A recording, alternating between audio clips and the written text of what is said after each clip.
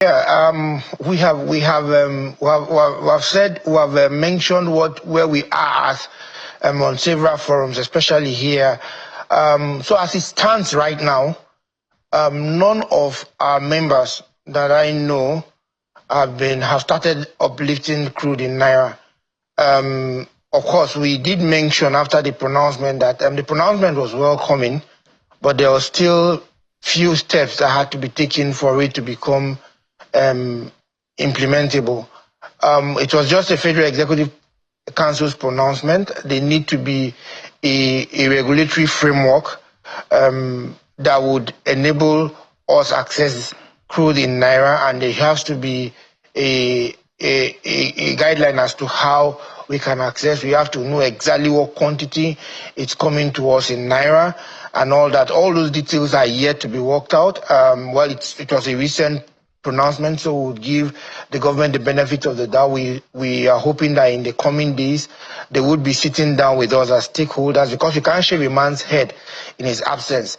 We are hoping that our members should be part and parcel of the processes.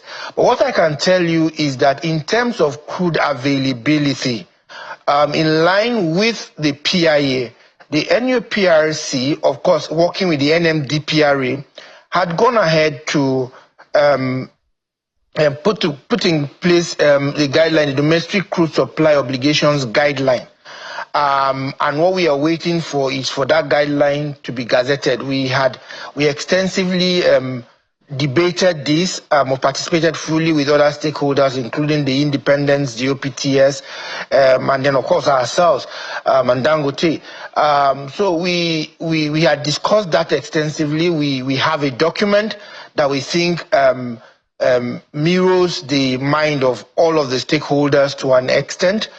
But where that is now, whether it has been gazetted, is what we do not know. I'm sure NUPRC would be in the best position to respond to that. But if that document, the crude domestic supply guideline, comes on stream, it would aid those of our refineries that are producing now to at least begin to access crude under the regime that is ongoing in terms of the incentives that are supposed to come to us. But as it stands right now, none of our members are accessing crude yet under this regime, and we are actually asking the government to expedite this action so that people can begin to reap the benefits of having refineries operating in country.